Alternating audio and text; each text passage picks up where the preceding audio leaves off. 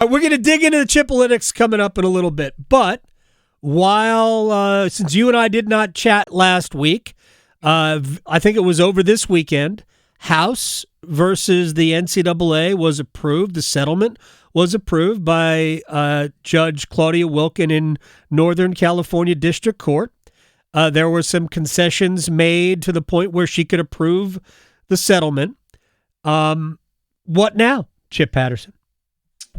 Well, the good news is that I don't think anybody who I don't think anybody in a leadership position in an athletic department was expecting that all of a sudden, they didn't have to plan, right?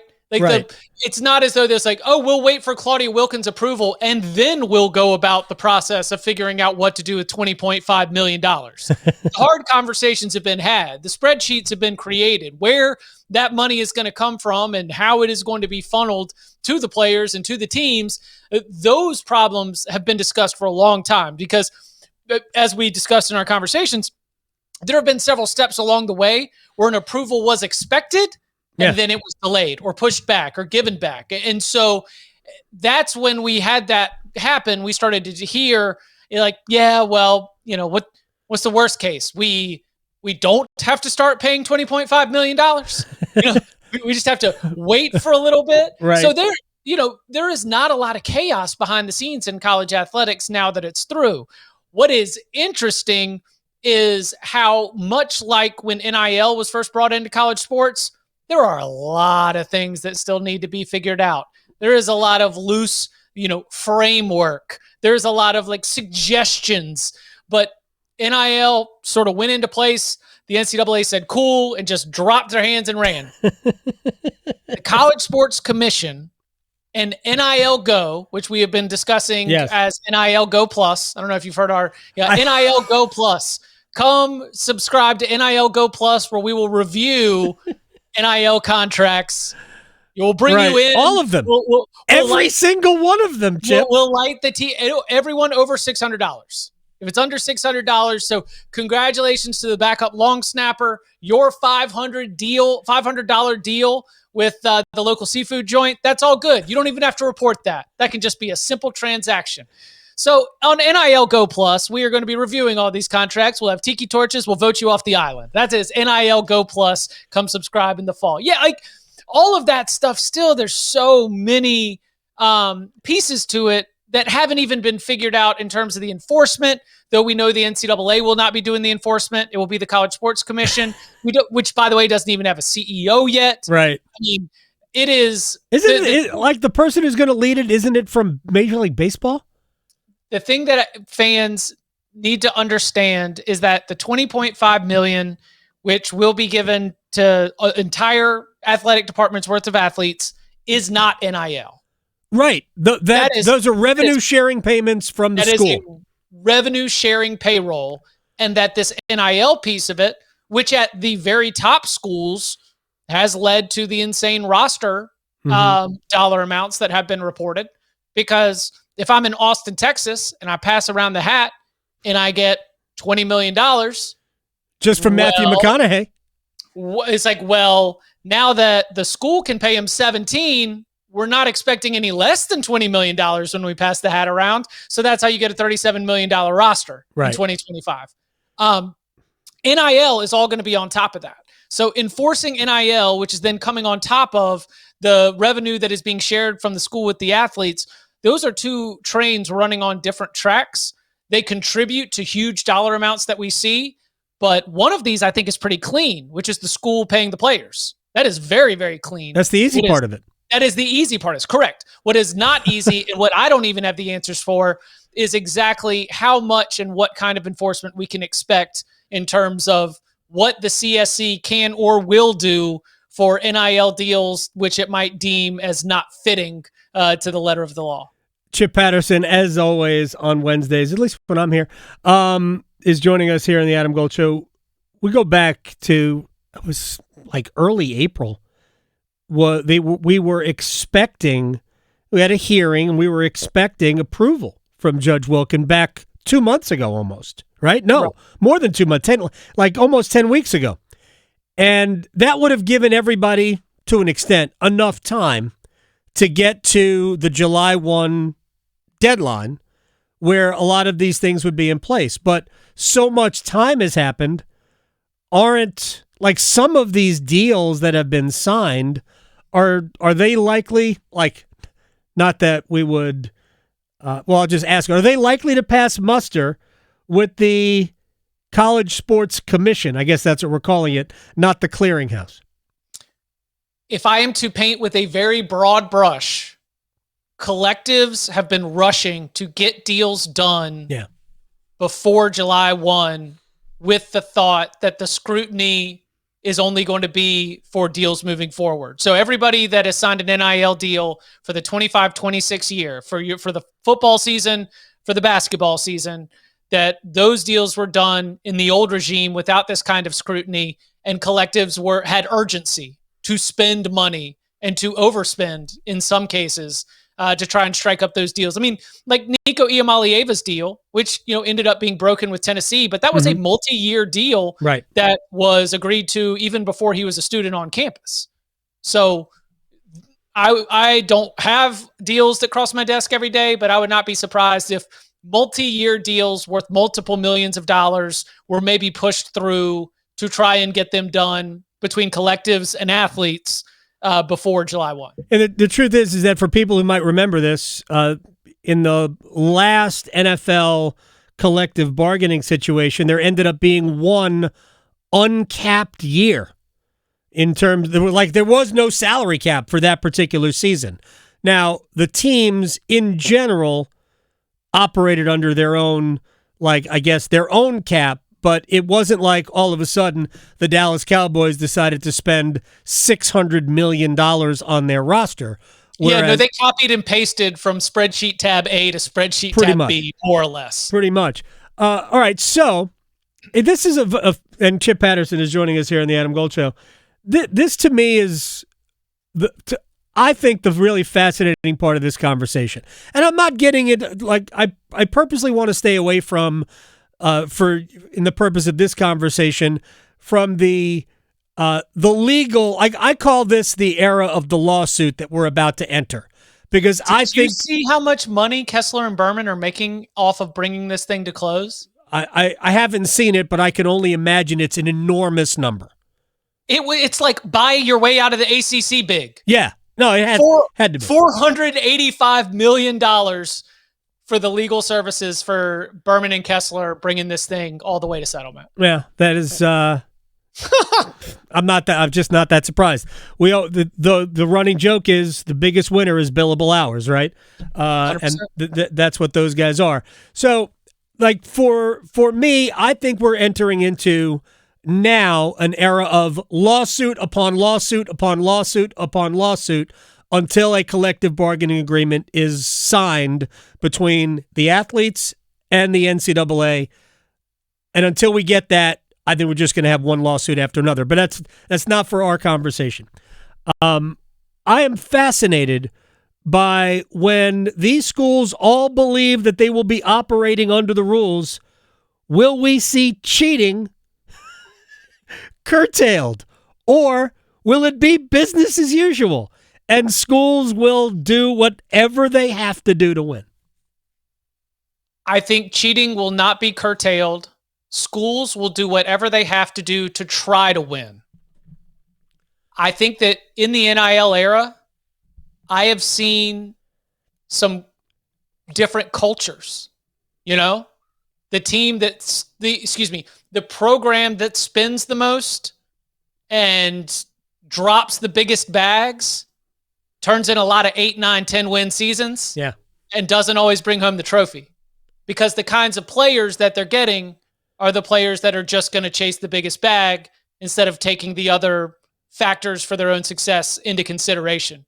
That the talent level is starting to disperse among the top tier, so that when you've got a collection of players that are all in this, with the right mentality, that's how you win championships. So yeah, there are still going to be salary caps are going to be broken, and money's going to be spent, and it's going to be under the table, and jobs are going to be given, apartments are going to be rented, cars are going to show up. all of those things are still going to exist.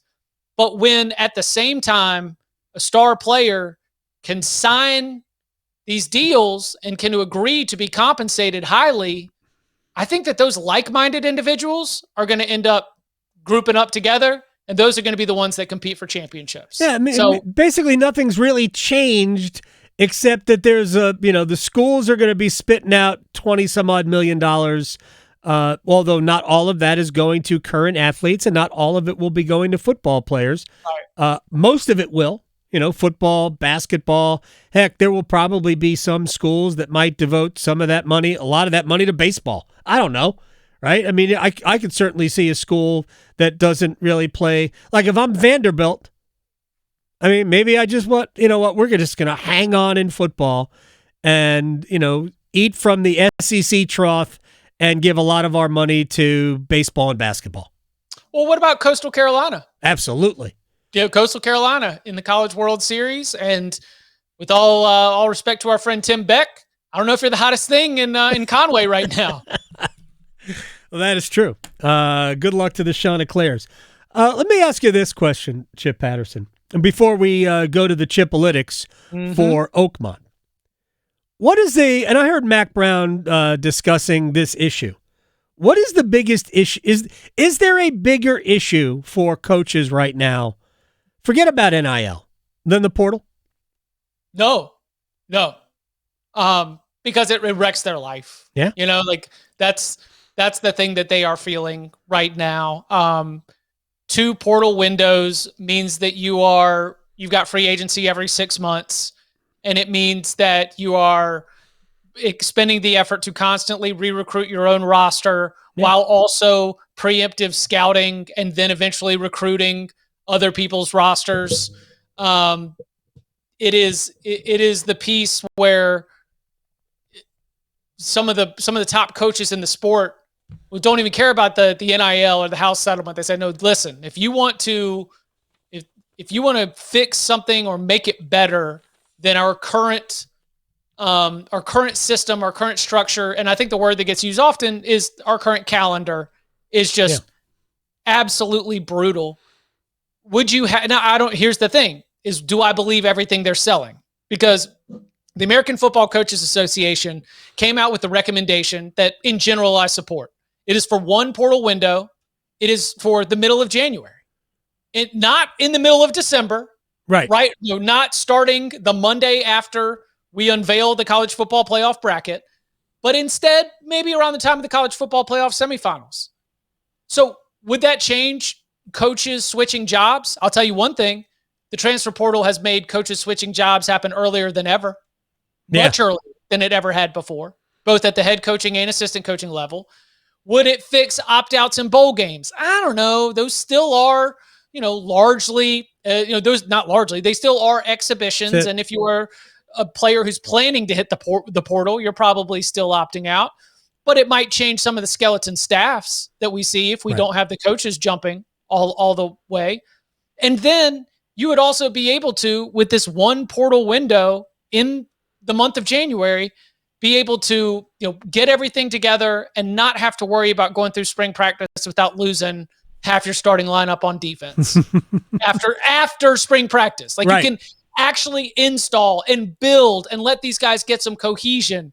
I mean, just down the street here at the University of North Carolina, they're going to have 70 to 75 new faces since the end of last season, since the Fenway Bowl. And a lot of those are guys that are showing up in June, or guys that, just came even after spring practice. The work that is there in terms of getting everybody to gel. Coaches, I know would like to see 1 portal window instead of 2. And instead of it being in the middle of December, they'd like for it to be in the middle of January. I think there would be a lot of positives that come from that. I understand there might be some challenges, but I'd support the notion. Yeah, and I'm not against roster certainty. I'm not against that. I am pro-player movement, and I do wonder if we're going to see, and I've always thought this, that, and I'll just make this big picture statement, I wonder, Chip, if 15 years ago, if the universities, the NCAA, and simply allowed the athletes to make money off of who they were outside from third parties and not made that illegal eligibility crushing, if we would be here today, but because everything happened so quick, then it all got out of control. I've always believed that things will settle down and we'll have a system that kind of moves just, like a meandering brook as opposed to a rushing waterfall. Do you think we'd be in the same position if the NCAA 15 years ago just said, hey, you, AJ Green, I think it's cool that you're selling your bowl jersey for $4,000. I think it's cool that you're doing that. I think it's cool that you're doing like an autograph signing at a car dealership. I think that's great. You should do that. Think we'd be in the same spot? 15 years ago, we had about half of North Carolina's roster suspended for the game against LSU. That's right.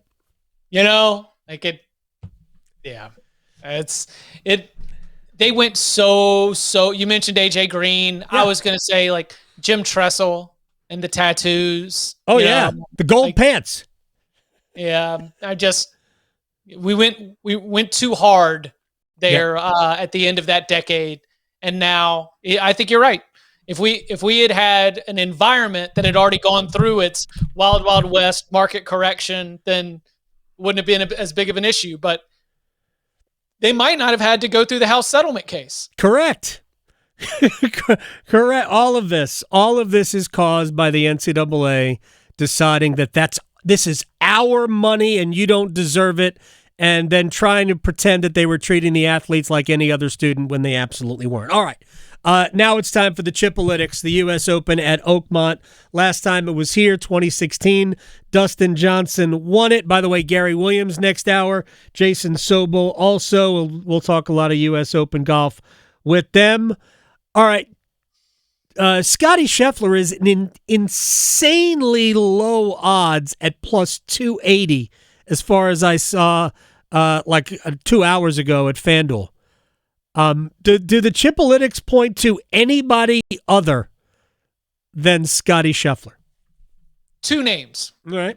And then I've got 2 dark horses. Like if you want to do the off the radar flyer. Sure. I think last year's U.S. Open winner, who's just been lights out in majors for the last 2 years. I think that any contender conversation has to include Bryson DeChambeau. I have no reason to say don't pick him for your fantasy team or your pool or as an outright or anything along the lines. I don't know if I'm going to gravitate there this week. If there is a favorite, I'm just going to take Scotty with the best boost that you can get in America, like whatever, just have it in the portfolio, because you know what? You mentioned that number right there. If he goes out there and shoots 70, if he shoots 71, right, it's only going to the number's only going one direction with that. Right. He's like IBM, isn't he? Yes. Right. you just get it and you just add it in the portfolio. I have found myself rooting just because it is really fun when he's playing well and he seems really close to playing well. I found myself rooting for a good Jon Rahm week. Yeah. I think Jon Rahm could play well at this course. He's tied for the third choice as far as I saw. And I'm kind of in on that one. And then I tell you what, don't be surprised. I don't think he'll win. But you see Sepp Straka flirting around the top of the board. I agree. That's a name that's getting a little bit of my interest. And then another one, this is at this point my curse. He's kind of been tattooed on me at this point. He's given me wins, he's given me incredible heartbreak, but Corey Connors has been playing great golf. So it's a major. Don't hate some Corey Connors going into this as well. I expect Corey Connors to be in the top 10, at some point. That's absolutely.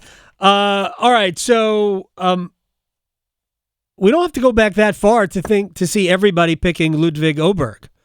Have we completely moved off of Åberg at this point? Yeah, things are looking a little shaky. Plus 2,200 right now, by the way. If we did this, obviously there's a lot more of body work that you can hang your hat on, but when JT goes through a swoon, you always want to be the first guy to buy back in, right? You want to. He is the ultimate, for the people who know the reference. Like, he's the ultimate buy the dip golfer, because you're like, I'll tell you what, JT's he's gonna regress back to positive at some point, and I don't doubt that Ludwig is going to bounce back from where he was. What, like January, February? It really seemed like he was at the top of the sport. Yeah, that's when he had the Farmers win and a lot of really strong finishes. And then he sniffed the lead in Augusta National and pooped his pants. He did. I don't know if he's been the same. He cost me a return. Yeah, I think that this is one where we step back, and I be late to the party with Ludwig, but if you want to take a bite on a buy low spot, the talent is obviously there. I think Xander Schauffele also at plus 2,200. If he can put the ball in the fairway, why isn't this a Xander Schauffele? First of all, he's awesome at U.S. Opens. Agree. Awesome at U.S. Opens. And at the end of last year, we were talking about Xander as though he's a top 3 player in the world. Yeah. But ever since he came back from injury, I just haven't felt like we're back to full form yet. Like a top 3 player in the world contender. Yeah, but if he puts the ball in the fairway, I think he'll definitely be in contention because he has all of the other aspects of his game. All right, I'm going to throw you a couple of guys. You tell me, and I have a top 5, a top 10. I have 2 top 20s. All right, okay. Daniel Berger, top 5. Wow, oh, that's a scratcher. What's the payout on that? That's a good one. Plus 1,100. Yeah, I think Berger, because he's had to deal with a lot of injuries over the last couple of years. When was when the Ryder Cup was at Whistling Straits, right? Wasn't Berger part of that team? Daniel Berger. Yes, he feels like he's had a good season. Yeah, I think Berger has a chance. Can he hit enough fairways to do it? I have Justin Rose as a top 10 player. I like that a lot. Plus 850. Yeah. By the way, how about that group? McIlroy, Lowry, and Justin Rose. Could they have made it any more comfortable for Rory McIlroy? I was about to say. The USGA just went to Rory. Look, I just want you to play with your 2 best friends. No, they just want him to make the weekend. I have a Rory wager for you. Throw Rory in the missed cut parlay. I mean, plus 235. Gosh, it's terrible. I saw one that had plus 290. I'd be all over that. Taylor Pendrith, top 20, plus 230. Good with the driver. Yeah, right? Big driver. Yeah. Big driver. Big hitter, the llama. Not hot. No like red flag accuracy. Issues in terms of like good with the driver. Should put himself in some good positions. I like that. Yeah, strokes gained off the tee. I believe he is 5th on the PGA Tour. I also like Tom Hoagie to top 20 at plus 430 if you wanted to go down the board. Who do you have? Who do you like? Okay. So, by the way, I just looked this up. Daniel Berger, basically since May of last year, the trend line is just straight up. Good. I mean, he's been locked in. Missed cut at the Memorial, missed cut at Charles Schwab, but over the course of the last year or so, obviously dialed in. Okay, so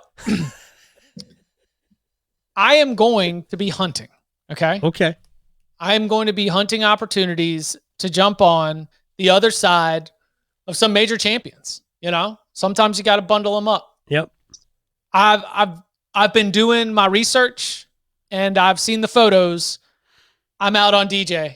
I mean, just everywhere I can be. Everywhere I can be. He's done. He's completely done. He's got 9 good holes in him. I mean, just remarkably cooked. Yeah.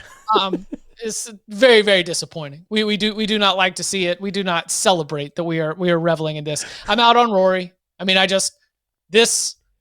the fact that we are snapping photos of him on the driving range to try to figure out what driver he's using as though that's going to help us understand anything. People, and not people, I count myself. We thought that he was going to win the Masters and everything was going to open up and he was just going to be charging down to take over the world. And doesn't it feel like it's been the opposite? Yeah, it has been. I'm holding out hope that Rory will, but by the way, I do agree that a Rory miscut is a great bet this week.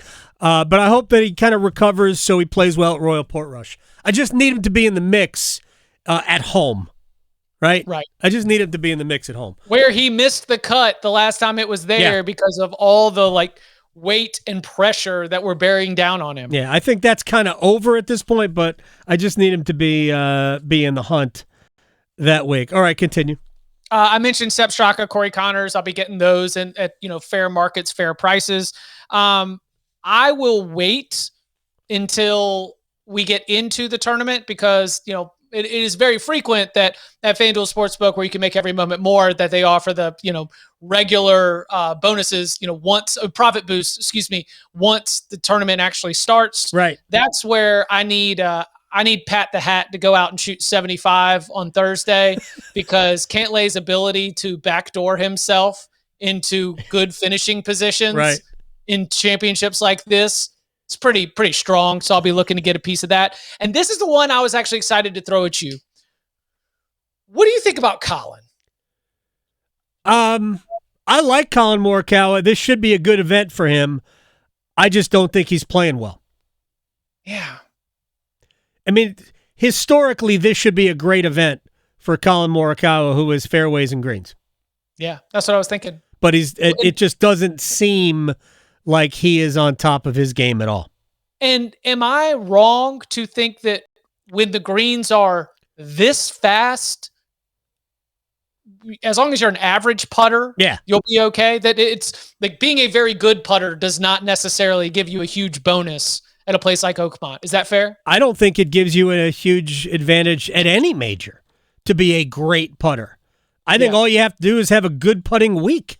The best ball strikers should win. Tommy Fleetwood, first round lead, plus 4,000. Just not on Sunday. Right. First round. Tommy Fleetwood gets washed in warm water between Saturday and Sunday because I haven't seen that much shrinkage in a final round. Holy mackerel. A player with that much talent. I mean, I'll give you one more. Rasmus Højgaard. First round leader, plus 9,000. I like that. Yeah. The better of the two Højgaards, I think. I'm not sure. You cannot definitively say Rasmus is better than Nikolai. No.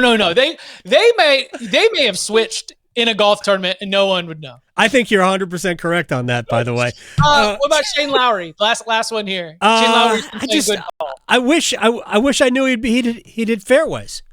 Yeah. I think you're just not going to be able to get away with it from the rough. You got to be in the fairway this week, based on what I have seen. I mean, you could get lucky and miss some fairways and have good lies, but you could also get to the point where you just have to gouge it out, and it'd be like hitting a bunker, a fairway bunker at an Open Championship course, where it's basically, a one-stroke penalty. Chip Patterson. I'm making up a headline, a title for you. College football. Hey, listen, the title doesn't matter as long as the paycheck has the right number. I've never really complained about those kinds of things. You're a gentleman. Thanks, man. Talk to you later. Sounds good. Y'all be well.